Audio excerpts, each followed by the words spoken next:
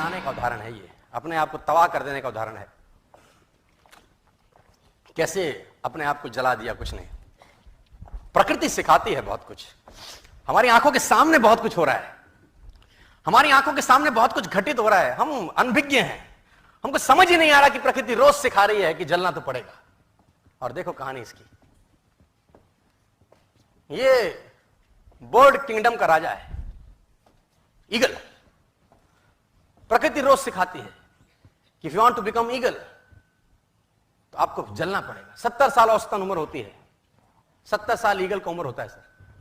लेकिन इसकी कहानी का ट्विस्ट क्या है, और वो ये है कि 40 साल जब ये हो जाता है तो इसकी जो चोंच है ये बेंड हो जाती है, आगे से सॉफ्ट हो जाती है, शिकार नहीं कर पाता। व्हेन ही रीच 40 इसकी चोंच बेंड हो जाती है, सॉफ्ट हो जाती है, शिकार कर करके शिकार नहीं कर पाता। इसके जो पंख हैं जिससे उड़ता है वो इतने भारी हो जाते हैं कि वो छाती से चिपक जाते हैं, इतने भारी हो जाते हैं कि छाती से चिपक जाते हैं, इसको उड़ने में तकलीफ होती है। इसके जो पैर हैं जिससे झपटा मारता है वो नाखून टेढ़े हो जाते हैं, कर करके 40 साल।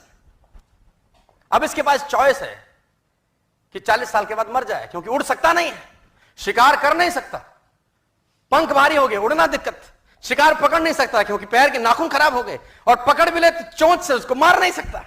अब इसके पास चॉइस है 40 साल में क्या वो मर जाए। लेकिन मैं आपको बताना चाहूंगा, प्रकृति सिखाती है कि ईगल ऐसा नहीं करता। 40 साल की उम्र में ईगल अपने एरिया की सबसे ऊंची चोटी पर चला जाता है, और जो चोंच है उसको सामने वाले पत्थर पे मारना चालू करता है।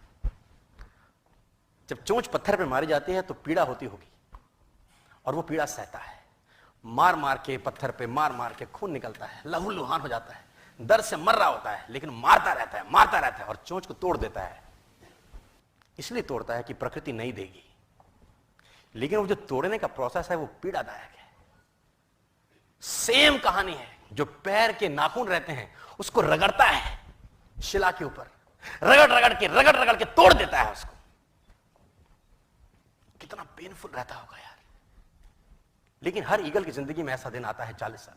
जैसे ही चोंच निकलती है, कहानी यहां खत्म नहीं होती, नई चोंच आती है, फिर वो उस चोंच से अपने परों को तोड़ता है, अपने जिस्म से अपना ही पर उखाड़ता है, क्योंकि वो पर उसके उड़ने के लायक नहीं रहे। भयंकर पीड़ा होती होगी, भयंकर। लेकिन इस प्रोसेस से हर ईगल गुजरता है अपनी जिंदगी में सर।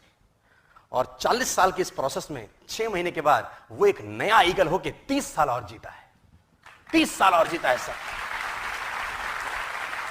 तो आहुति तो देनी पड़ेगी।